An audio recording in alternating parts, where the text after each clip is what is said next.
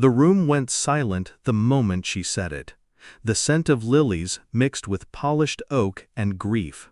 My father's coffin sat at the front, a monument to a man whose presence still filled the room.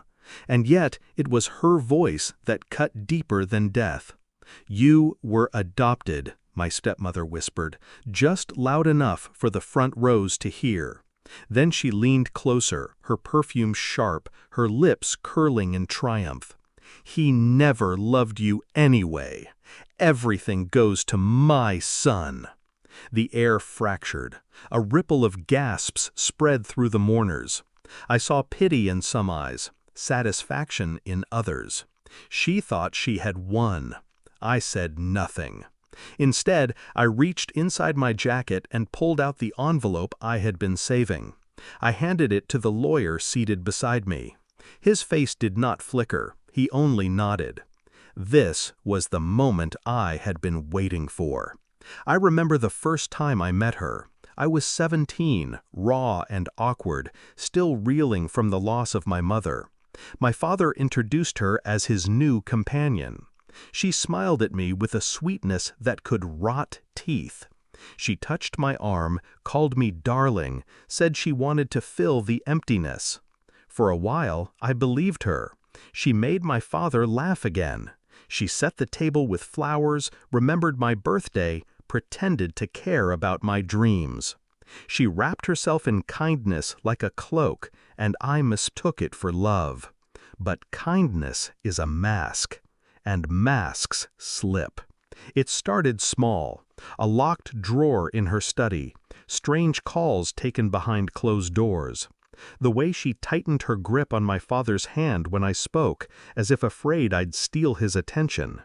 Then came the night I overheard them arguing, her voice sharp, demanding, his tired, defensive.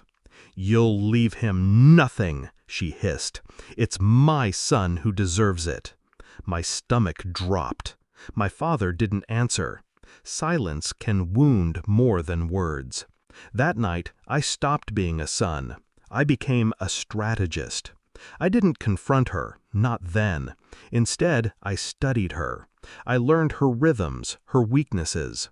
The gambling trips she hid as spa weekends. The debts she buried under fake accounts. The secret meetings with lawyers where she rewrote drafts of the will. Each detail I documented, quietly. Each lie I archived. I smiled when she looked at me, thanked her for dinners, let her believe I was blind. But I was patient. Revenge is wasted on rage. It thrives on silence. By the time my father's health began to fail, my trap was already set. He confided in me one night, his voice thin as paper. "She wants everything to go to her boy. But you're my blood, adopted or not. You're my son." He signed documents he never told her about, trusts, protections, transfers she couldn't touch. The lawyer became my ally, sworn to secrecy. When my father died, I wept, genuinely. But beneath the grief was something colder. The clock had finally run out on her. And now here we were. My stepmother basking in her moment, my half-brother smirking at her side, mourners shifting uncomfortably. She thought she had delivered the final blow. The lawyer stood, envelope in hand. His voice cut through the whispers. "Per Mr. Dawson's final instructions." She straightened, smug, certain the announcement would crown her victory. "All assets, properties, and accounts are transferred to his son. Not by adoption, by legal and binding acknowledgement." He paused. "To me." The room froze. Her face cracked. My stepmother's painted smile dissolved as if acid had touched it. What are you saying?" The lawyer continued unflinching.